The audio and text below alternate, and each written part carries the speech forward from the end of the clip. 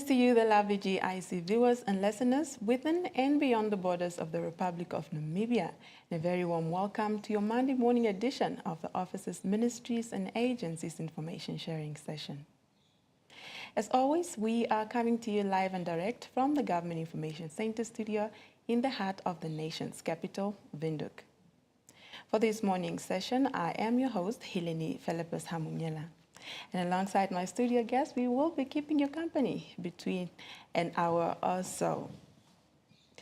Ladies and gentlemen, this morning, on the menu this morning, we are discussing the decade of global progress in medication safety. And I am joined in the studio by a team of well-versed representatives from the health sector. But as is the norm, before I can formally welcome them to the Government Information Center, I'd like to extend a warm invitation to you, Namibia, to be part of this discussion by following the conversation on our social media platforms. So we are currently streaming the show live. Now on Facebook, we are at Ministry of Information and Communications Technology, or if you are a YouTuber, you can stream us live on our YouTube channel, and our handle there is MICT Namibia. I urge you to be part of this conversation. Ladies and gentlemen, without further ado, please help me welcome my studio guests for this morning's discussion.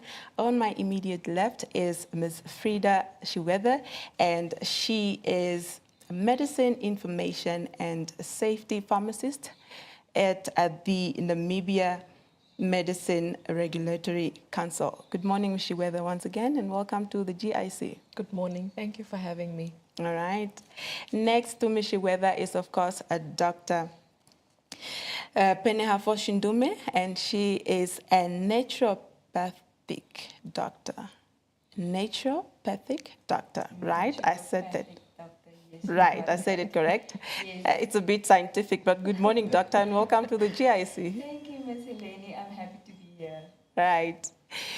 And of course, last but not least, the gentleman to balance the gender situation in the studio. I am joined by Mr. Fudeni Ndahangoja. He is a pharmacist intern within the Ministry of Health and Social Services. Good morning, gentlemen, and welcome to today's discussion. All right.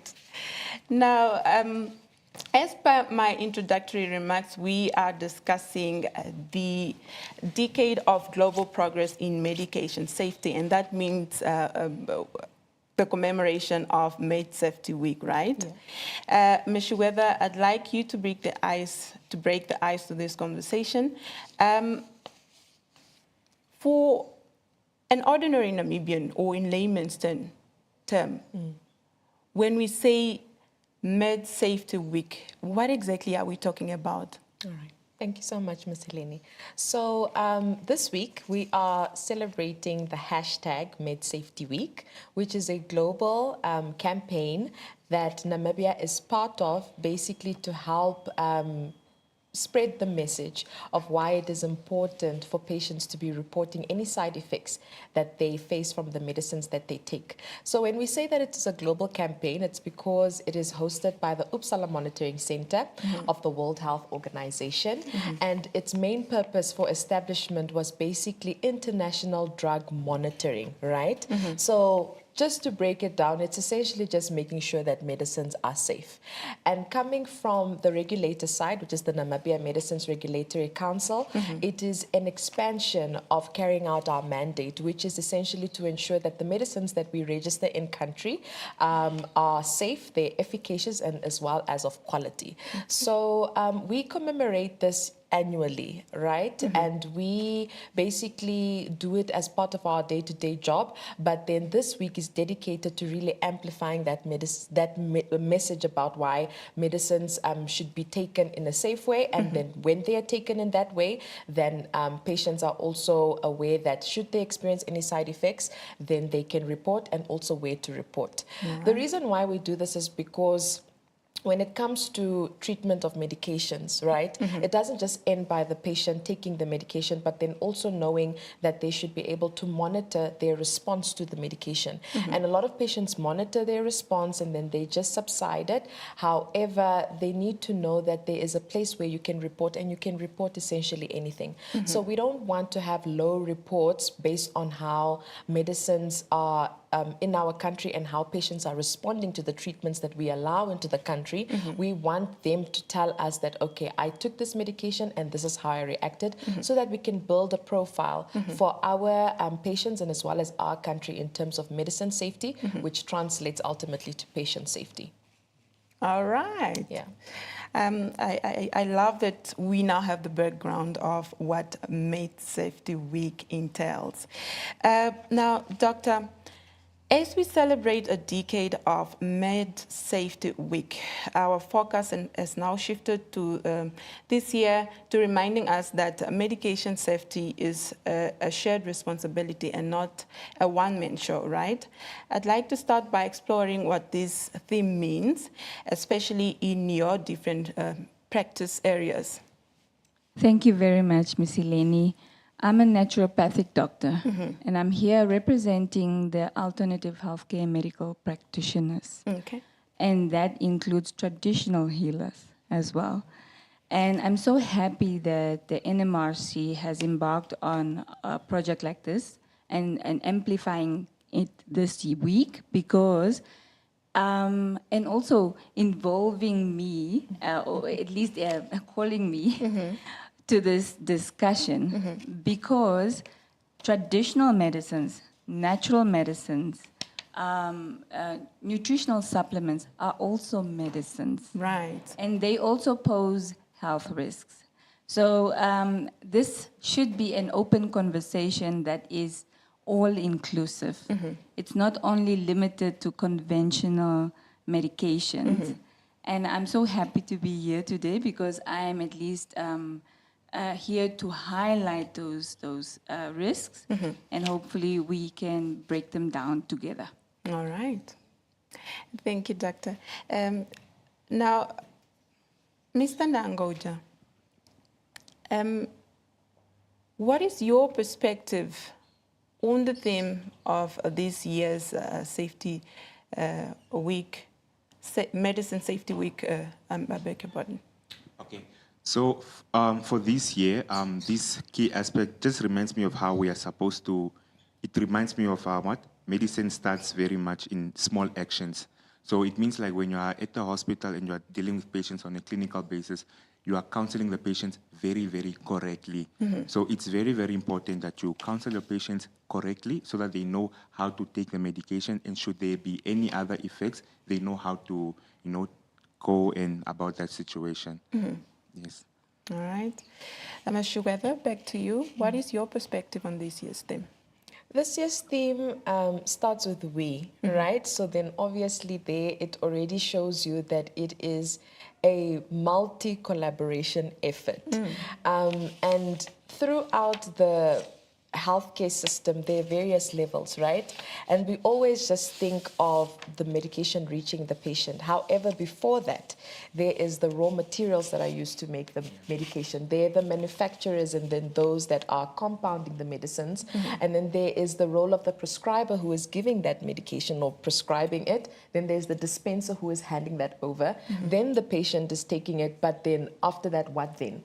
There needs to be some kind of monitoring of how they're taking the medications. And so then what we are trying to aim here for is that patients need to realize that they need to become a little bit more involved in their healthcare, in the medications that they take, in assessing how they're responding to treatment. From a regulator perspective, we are thinking of the patient ultimately, but there are multiple stakeholders that should be involved in amplifying this message about medication safety.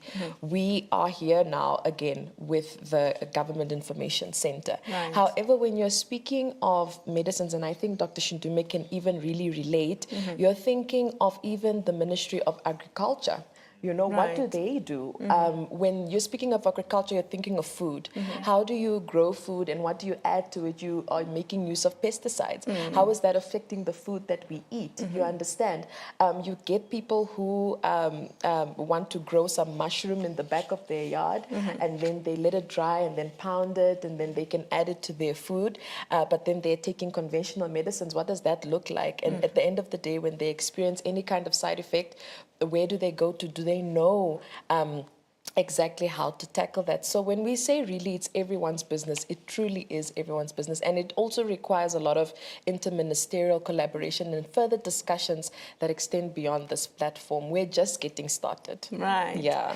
Because I'm actually here thinking for the conventional medicine, it's actually a little bit easier to report, right? Because you have places like the NMRC where anyone can go and report if Yeah. need be. Yeah. But taking it back to a traditional medication, if I'm growing, let's say, hibiscus tea in my backyard and I am taking it, I don't know how we even calculate what dosage, Yeah. and because there isn't anything written, we think the stronger it is, the more it will be effective, right? So all these things need to be counted for, and it's actually a good thing that you are here in studio today, letting us know, doctor, that this needs to be accounted for, and at least there is a body that here locally we can actually consult about such. Right. Now, Mr. Dangoja, our healthcare professionals are stepping into critical roles and in patient care, right? Such as yourself now, we are talking about professions such as yourself. And quite often you are the first point of contact or the last in the line of defense. What role do young pharmacists such as yourself play in improving medication safety? Okay, thank you so much, Ms. Hilma. So as a young pharmacist, we bring fresh knowledge with comfort using technology. So nowadays, we are living in 2025 where AI is basically taking over and we are having all these tools at our disposal. So as the young, new pharmacist on the block, we are trying to integrate this into our systems where when we are using our dispensing softwares, we have our interaction checkers, dosage forms, and all these interaction things that we need to have so that we can prevent errors. So we are really, really maximizing on technology, and it's more like our tool now is going forward. And yeah, we just bring a new perspective to pharmacy and pharmacy practice, especially in the clinical phase of that. All right. Okay. Ms. Weather, I see you nodding your head quite much. Would you like to expound more on what you said? Yeah, it's just to say that there's a difference between having youth and having an active group of youth, right? That are really trying to contribute to society and play an integral role in the things that they want to see manifesting that will not only benefit them, but also generations to come. And we need to truly maximize on the efforts of the Gen Z because then they've got so many ideas. You know, if my laptop goes black, I don't even make an effort to try and see what's going on. You just call a young person and they come and sort it out. It's their thing. It's their thing. So what more than within the health fraternity where they can communicate, where majority of the people these days have at least access to a digital platform or a phone or a laptop. And when they speak with a different kind of oomph, a different kind of energy, right? And it's not just, you know, the way, with conviction, and they're like, you need to start taking this seriously, your health, the medicines that you take, you need to be asking the right questions and probing in the right way so that you can get the information that you need. So with the young people, it's where it's at. They just need that knowledge again, and then, you know, transform it so that people like the ones that are watching now live can really be able to use it impactfully. Right. Okay, I couldn't have said it better myself. Now, Doctor, in Namibia, many people use traditional or complementary remedies alongside prescribed medicines, right?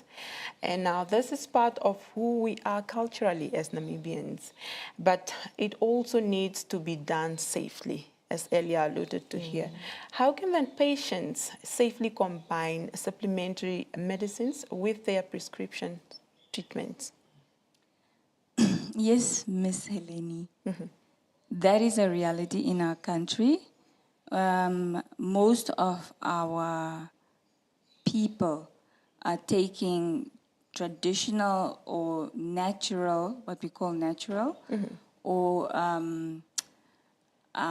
alternative services or medicines, Right. not realizing that these medicines also pose risks. Usually, the people that are taking these are also on conventional prescriptions. They are on antihypertensives or on anti-diabetes medications, anything to that sort. Now, they're usually afraid to disclose this to their doctors because they feel that the doctor will dismiss it or they would be judged for it. Right. Although that's what they want. They want an alternative solution. But the doctor shouldn't be dismissing it, firstly, and they shouldn't feel like, patients shouldn't feel like they are going to be judged, but rather be open and confront the situation. Right. Tell the doctor exactly what your intentions are, how you want to be treated. The doctor should be open-minded like that. Right. They should be able to assist you in that way. Right. Otherwise, you find yourself where we have issues where there's a drug and herb interaction, meaning the patient is taking an antihypertensive, but they're also taking an omega-3, for instance, but not realizing that the omega-3 will interfere with the antihypertensive. And those are the realities on the ground. Absolutely. Most of our patients are either elderly or they are, how could I put it?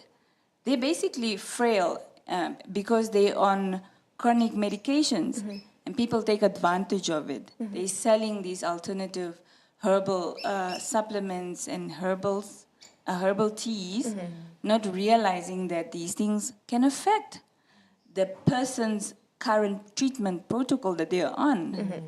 So it's not only a question of the doctor knowing what to do, but the patient disclosing Right. to the doctor Okay. that that's what they're doing.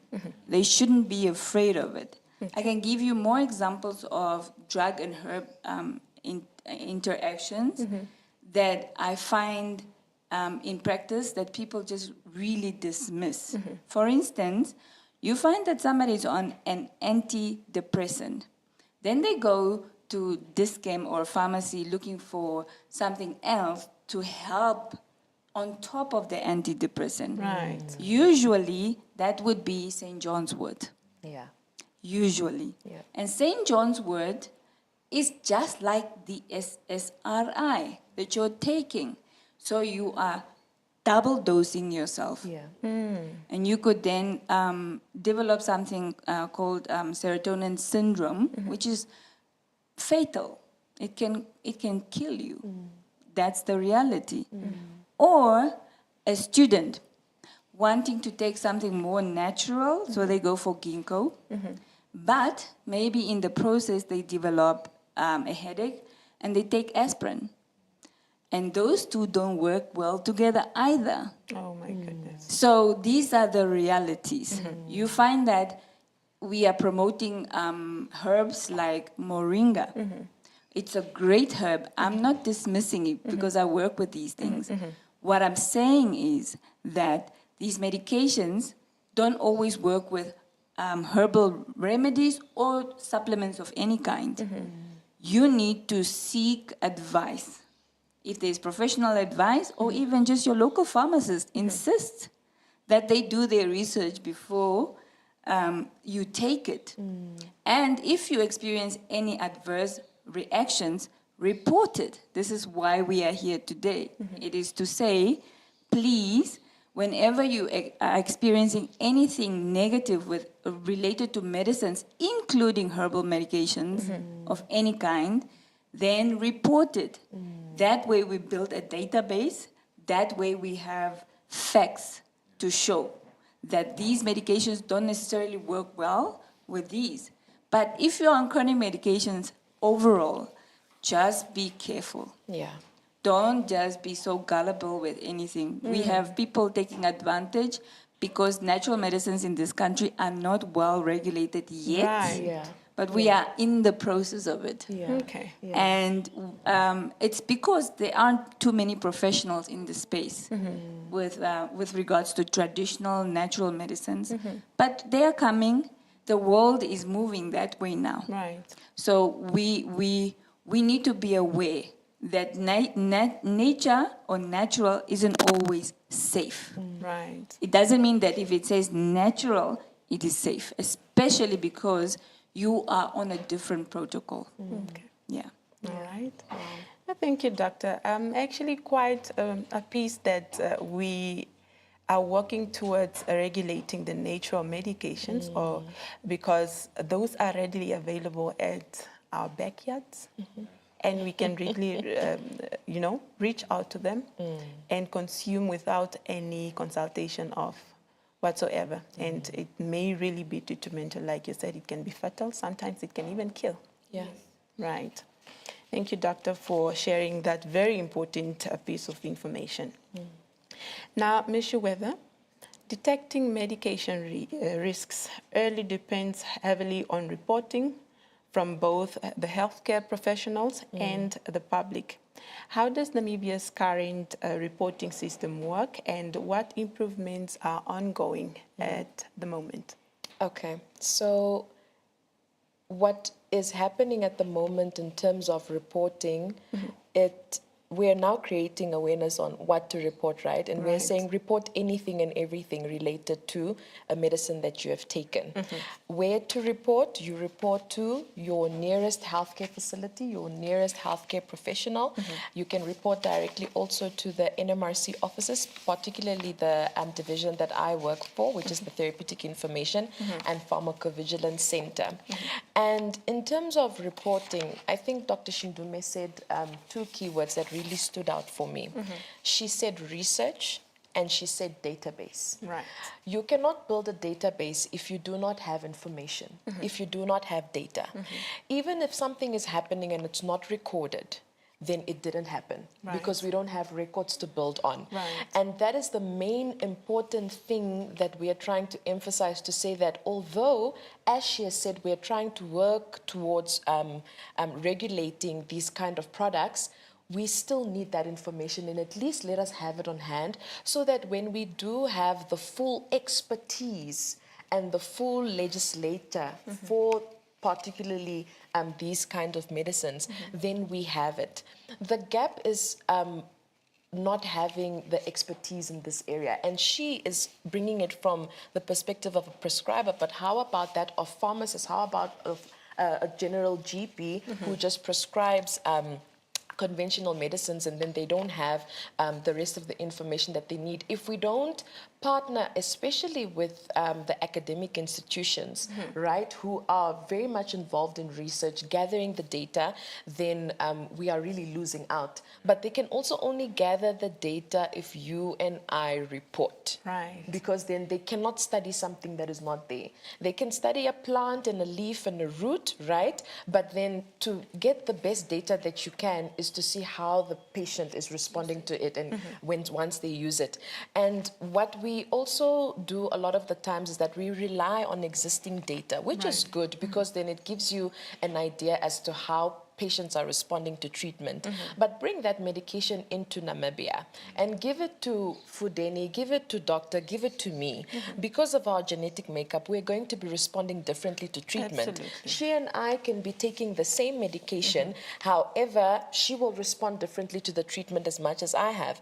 And in Namibia, we really believe that if somebody's advertising that this product, my sister, you take it for 30 days, you will lose 30 kgs, you are going to jump on that wagon. But that's not how it's supposed to work, because then it's what works for you doesn't work for me. It's just the same as, not necessarily, it's just like the way you would develop allergies to peanuts and I don't, right? It requires us to have that information. And when we say report, you're not reporting to make a particular manufacturer look bad or a prescriber who gave you a medication knowing very well that it poses these kinds of benefits and also more the kind of risks. But what you're doing is you're giving us that information, and then we do the research, and then we come back and say that this is what we have found, and indeed it's something that patients should be watching out for when they're taking this particular medication, right?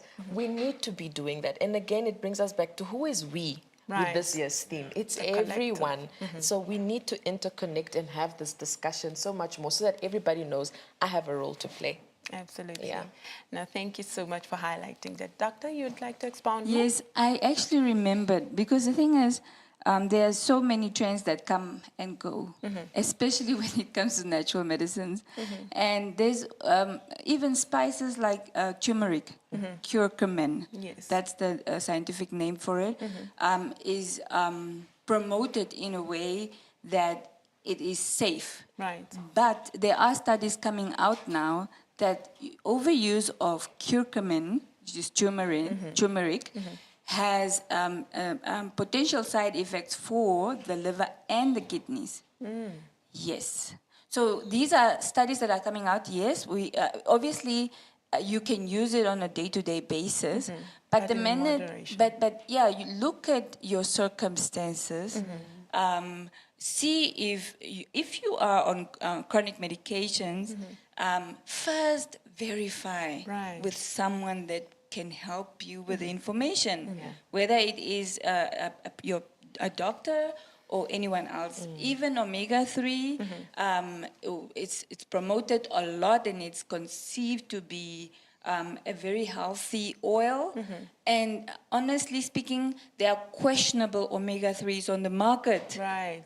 They are not well regulated. The quality of some of these oils are not so good because it's a volatile oil. Right. It can go rancid really quickly if it's exposed to oxygen or light or anything to that effect. So we don't have the means at the moment to guarantee quality with most of these products, but people are selling it to the vulnerable, the Right. most vulnerable, which is the people that are ill. Yeah. They're capitalizing on it.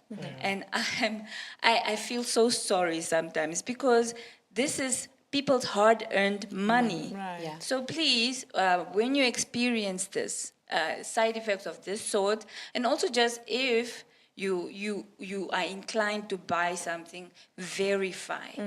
Get your information right, know what you are on, and then verify. Yes. All right. Well, thank you, doctor. But all in all, too much of everything can be bad. Right. Yeah. Okay. Now, ladies and gentlemen, Namibia, if you have just tuned in, you are tuned into an Officers, Ministries and Agencies information sharing session for this Monday morning. And I am your host, Heleni Felapos Hamunyela. In the studio, I am joined by a team of well-versed representatives from the health sector, and they are here to help us unpack a decade of global progress in medication. And, you know, it's cross-cutting because you and I, at some point in our lives, have to consume medicine, and it is only safe to know when it is right to consume, or if it is even right to consume that, as Dr. here earlier alluded to, that sometimes natural on, what was that again? Nature doesn't always mean safe. Always mean safe, right? You heard. All right. Now, you too can be part of this discussion by following this conversation on our social media platforms, where we are currently streaming this show live. On Facebook, we are at Ministry of Information and Communications Technology, or alternatively, you can stream us live on our YouTube channel. Our handle is MICT Namibia. Be part of this conversation. And back to our discussion in the studio. Mr. Ndanguja, I haven't heard from you in a while. I'd like to hear from you.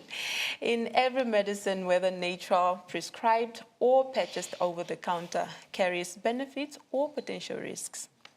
What advice do you have for patients when deciding whether a complementary or prescribed medicine is safe for them to take?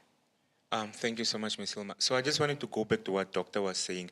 Just because it's natural, never assume it's safe. Right. Especially if you are pregnant, you have any other conditions, underlying conditions that you have, elderly, or you have any sort of disability or anything out of the ordinary, always, always, always just be more aware and attentive to that.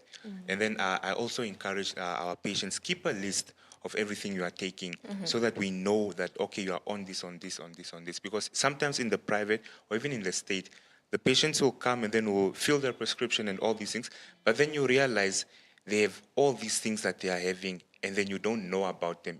Then we are treating you and then we are seeing that there is no improvement in your hypertension, there is no improvement in your diabetes or something. And then we are like, what are we doing wrong? We are going back to the drawing board over and over again, and then it creates a whole polypharmacy where we're giving you drugs, pumping you full of drugs, but we don't know that what we are doing, we're actually doing more worse than what we are supposed to do because there's all this other information that we don't know.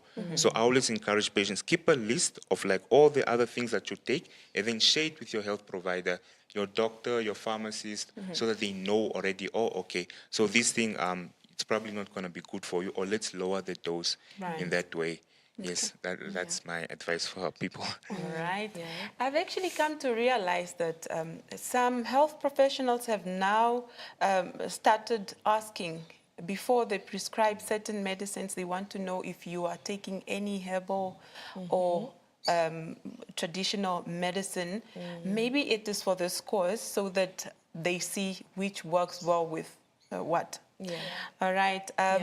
Ms. Shiweda, what is your take on that? So what he raised is very important. And the difference between myself and the two of them is that they engage directly with patients, right? But then we are the office that awaits these reports that they are going to be filling in.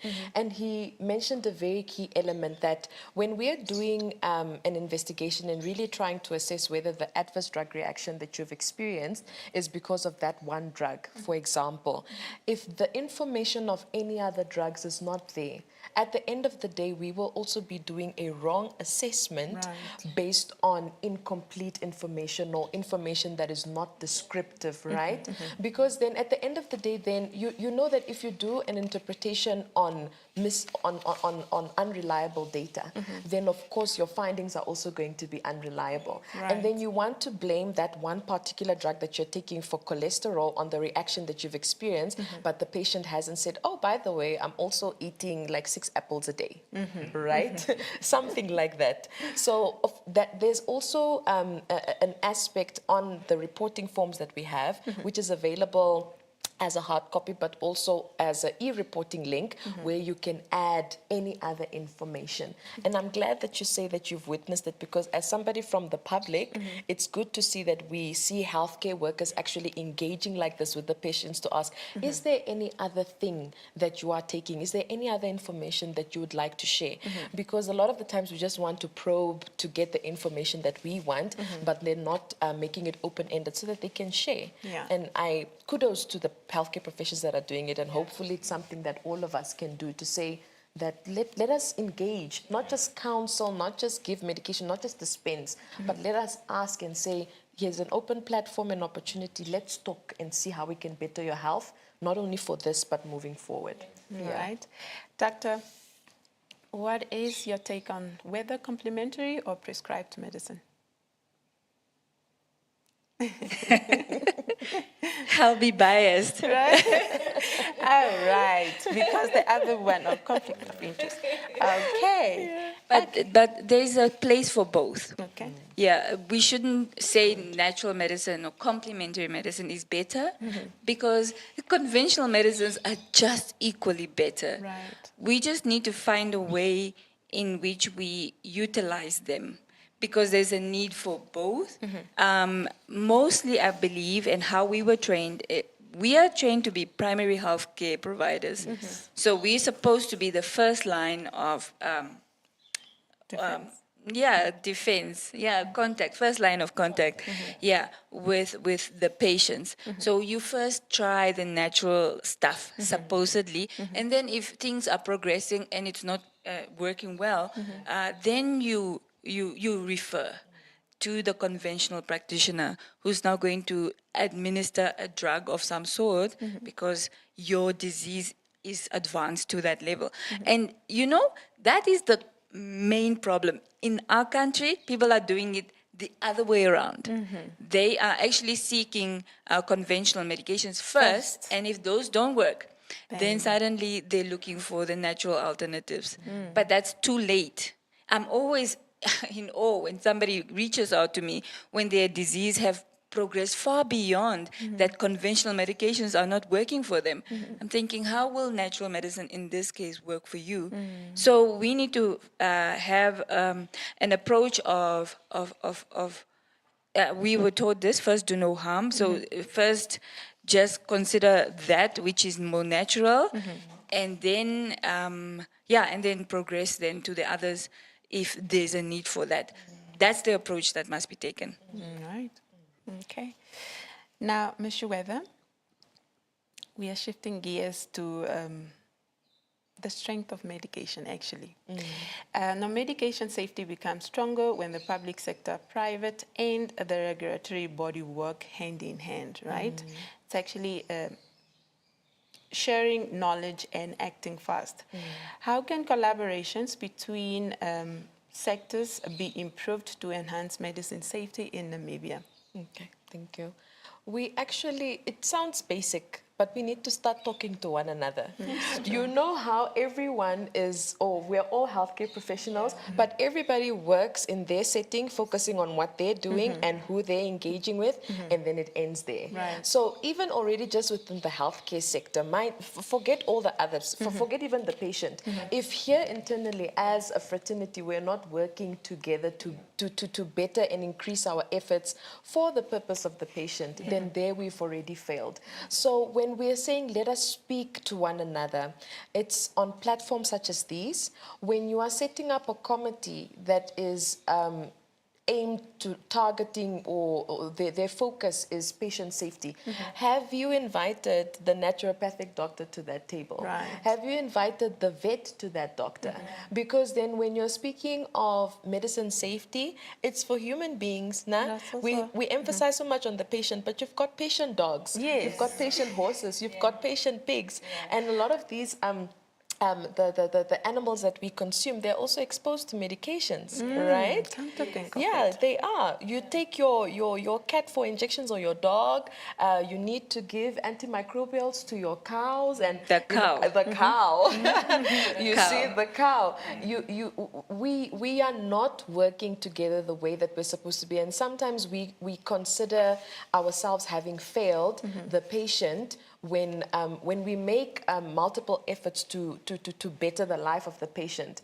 That's where we're going to fail if we're not doing it together. A lot of our efforts are duplicated and it's a waste. Right. Why can't we harmonize wherever we can and then really try to fill in the gaps? Like now, as a medicines information and safety pharmacist, a lot of the knowledge that she has to share, I don't have access to. Right. And it's naturopathic kind of medication or information, and I might not have access to it. Then I But need you to should reach also out. be privy to Yeah, that I should be privy to. But how do I get privy to that information? I can't just say, when I'm in a meeting with her, she should share it. No, I should be asking, because then tomorrow I receive a report and a patient is taking ashwagandha and another conventional medication, and then I'm like, let me call doctor and find out really, so that I can make an informed decision or assessment of this report that I've received. So let us just start talking to one another and working together and inviting one another to the table, where you just think, pharmacists are not critical for this discussion, but they actually are, right? Where you think that a physiotherapist is not relevant to that discussion, they really are. Because what if the physiotherapist has a closer relationship with their patient than the doctor, and they've shared some critical information? You build on the expertise and the experiences of that physiotherapist that you've invited to the table and said, I've come across patients who have said A, B, C, and D regarding the drugs. You guys should look at that. So just that once we start there, then we can strengthen everything else. That's the foundation. Right. Yes, Mr. Fudeni, what is your take on collaboration? I'll say share digital information between the private sector and the state public sector, because you get a lot of, in the hospitals, we get a lot of patients that come from private and they have all this history and all these things, but we don't have access to these things. I think it's because now we are using paper trails and all these things. Right. That's why now we are Digitalize it also. hoping and we're praying to just bring technology into it, because it will make it so much easier when we use technology. So our wonderful School of Pharmacy here in the country, we have an exchange program where they get new students from overseas. We just recently had some from America. So they're like, oh, you guys, it's so different here. You guys don't have information on the patients, like the full information of the patient, because they go different places and you don't have that aspect of that. So in the States, they do that. Once you have your digital profile somewhere, it's on a database all over. So like it's easily accessible. You go to the private, we have your information. You come to the state, we have your information. But in Namibia, we don't have that yet. So that's where hopefully we can head towards the nation. Okay. No, perfectly put. Yes, doctor. Yes, I also want to add that I think that a form of collaboration in this case would be to bring forth short courses for healthcare practitioners that are not, in this case now, natural medicine trained. So they're not traditional herbalists or even whatever, even traditional herbal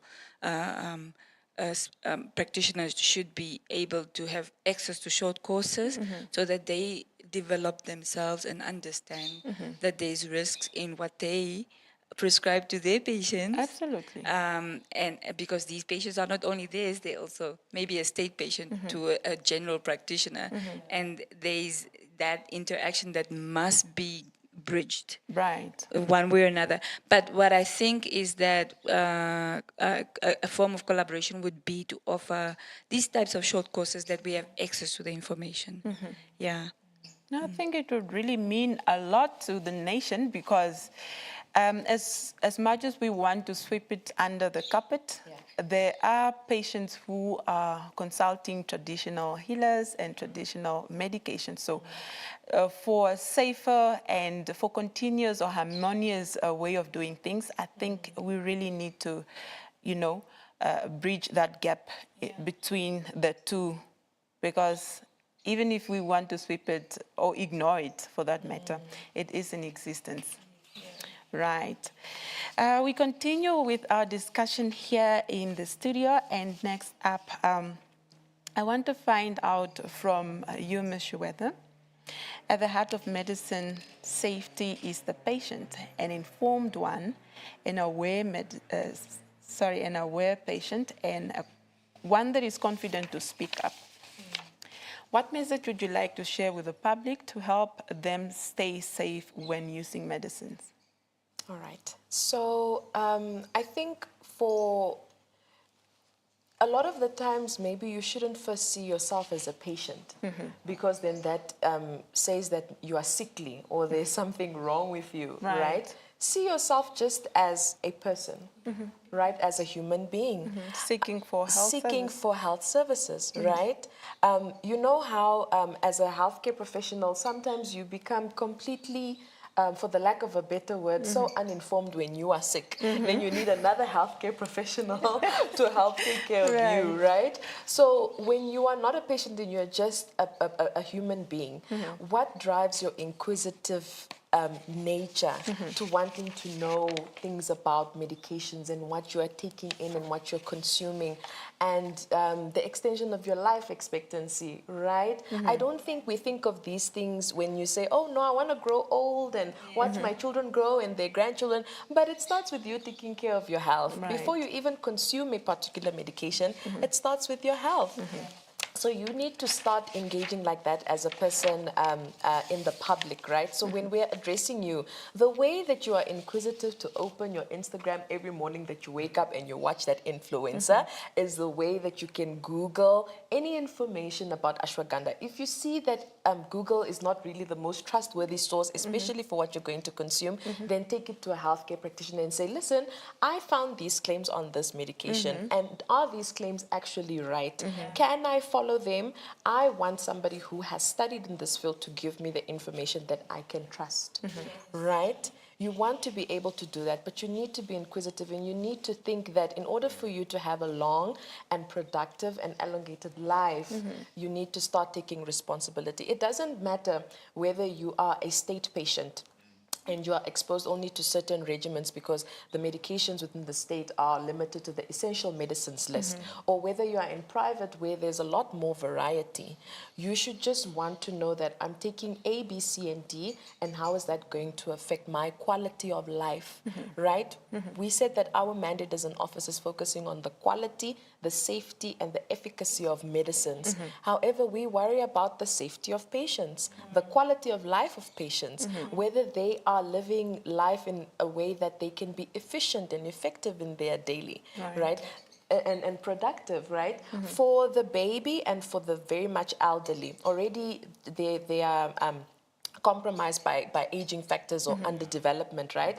But for you who is living a very young and healthy life, what decisions can you make today that you can only see the results within 20 years? So they need to start thinking in that way, and knowing where, please come to our office and go to the other healthcare professionals who you engage with first. All right. So yeah.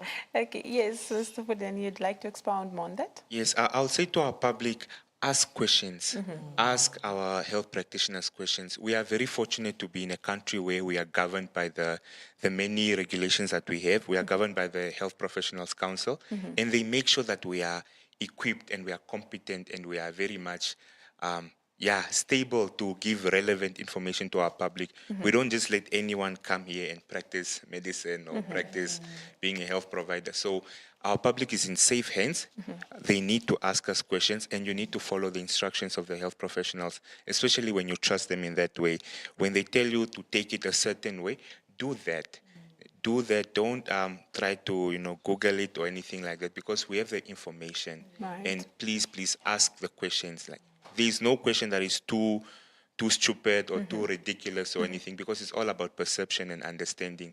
So we just encourage our patients and our public to ask the questions. Doesn't matter if it's in the state. We are very fortunate to have good state hospitals and well-trained health professionals. They are very keen to answer our questions. All right. All right. Mr. Fudeni, to that I'd say, rather be perceived stupid for asking and get the correct information than Exactly. pretending to be wise and fall prey of, being ill because you fail to ask. Exactly. Right. Exactly. Doctor, would you like to expound more on what the colleague said? No, I think that they've said it all. Honestly, we should be free to talk. That's really what the essence of the message is. Let's talk, let's engage, let's use the platforms that are provided for us. Let us take care of ourselves. Okay. Ms. Shuweva, we are nearing the end of our conversation, but I'd like to find out from you. It is quite important. It's an important discussion that we are having this morning, and we are talking about the question that I just posted you now. What message you would like to pose to the public to help them stay safe when using medicine? You've explained what the current situation is, but I'd like to find out from you, from the council's perspective or point of view, what are some of the initiatives that you are embarking on to ensure that medicine safety, is really out there? Because we've earlier on mentioned here that some medicine are conventional. Yes, those ones you can go and report, but there are those ones that are backyard and what have you, readily available. So what are we doing to sensitize the public on the seriousness of medicine safety? Yeah. So apart from the hashtag MedSafety Week campaign, I think as much as as a regulator, we are behind our laptops Right. 24/7, and it seems as if though we are not doing a critical job, but we are. How to invite the patients to the table is that we always try and engage with them through our other healthcare professionals who actually engage with them. Our office, when it comes to health, is but a drop in the ocean. We can Right. only do so much, right? But we need our healthcare professionals to understand how important it is for them to encourage patients to be reporting. You need to report. You need to report. Whenever we consider the kinds of changes that are made by decision makers, anything that becomes institutionalized and it becomes policy or it becomes law, it's because of evidence, evidence that is tangible, evidence that can be collected, that can be analyzed, and that can be interpreted. We need the patients to report. As much as we will be definitely continuing our efforts, right, to just make sure that this information on reporting is not only available in English, is not only available on TV, it's also available on radio, and it's available in the various languages that people can Right. understand.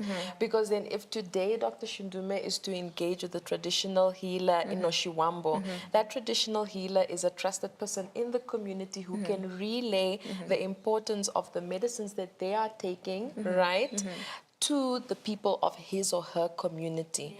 It's important to do that. A lot of the times people are not reporting because they don't even not reporting is in Noshuambo or Kwekwe Kobab or whatsoever the case may be.